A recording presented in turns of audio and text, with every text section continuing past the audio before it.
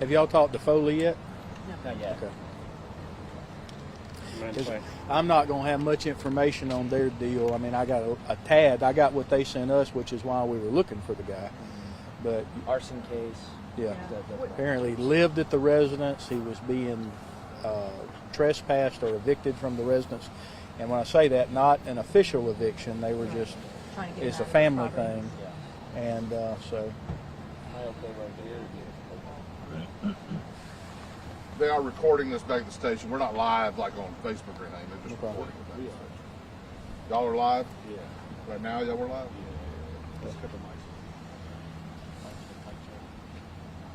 Let me know when y'all are ready. Debbie, you're in my phone. Am I still in your shot? You're good. Okay. Good. What can you tell us, Sheriff? Ready? So for about approximately the past 45 minutes to an hour, we've had a section of County Road 32 between Long Road and County Road 55 shut down. This has been following an investigation that occurred earlier today.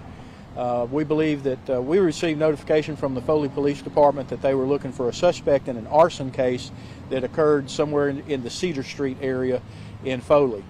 Deputies started looking for the vehicle. We had a vehicle description. We found a vehicle just behind us on County Road 32 that was disabled. Upon approaching the vehicle, a black male exited the vehicle.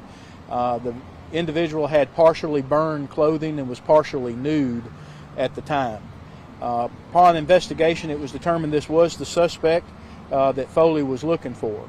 As he was receiving medical attention and the deputies were attempting to find out what was going on, he made the statement that he had a pipe bomb in the pickup truck.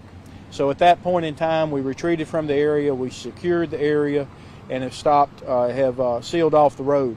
The Alabama Law Enforcement Agency out of Mobile has deployed their bomb technicians to the location. They are currently using those individuals, as well as I believe a robot, to assess the situation to see if actually there is in fact a pipe bomb in the vehicle. And as soon as they make that determination, then we'll be able to render it safe or take the next step of what we need to do. Is it just one pipe bomb, or it's not multiple, or did he say? He said both. We don't know because we actually haven't looked in the vehicle. We haven't located any at this time. Once again, it was secured until we could get the technicians here to examine it. I know pipe bombs is a kind of general term. Could be small, could be big, who knows?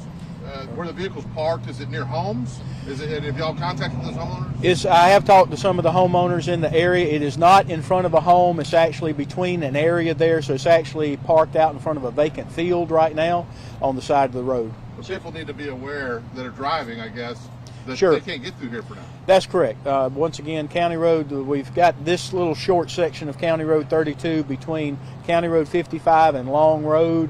So if they're coming from the Marlow area, if they're coming east, they need to avoid this area. If they're coming in the County Road 32 area off County Road 55, once again, they need to refrain from using that area for the next little bit as well. Sheriff, what can you tell us about how this situation began? I know Foley Police Department and Fire Department was involved initially. We believe that there was a fire. I don't know the extent of the fire at the residence on Cedar. We believe that he did use an accelerant at that fire, which is probably how his clothing also got caught on fire.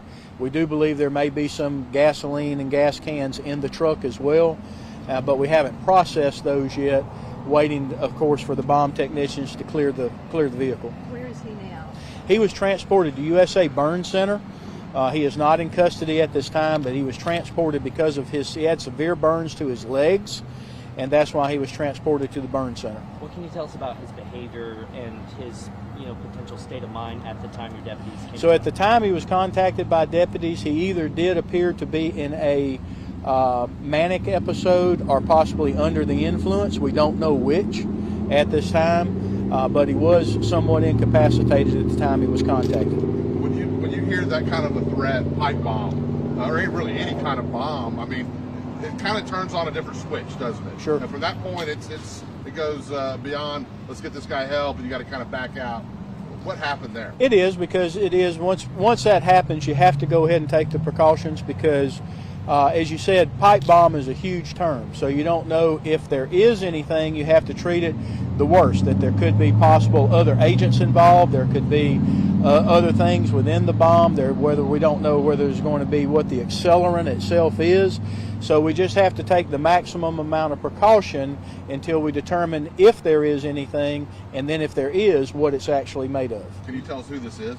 Yeah, so right now we believe he's identified as a Stephen Donnell Jones, approximately 35 years old.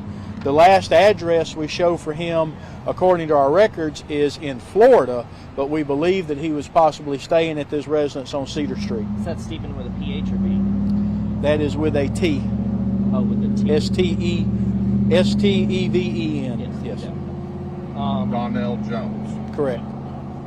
Have you ever encountered him before, or do you know if there's any? I don't have any of that information at this time. Okay. And the information, can you say that it was potentially his house, at least the understanding that? I don't know that it was his house. It's Okay. just my understanding that he was staying there.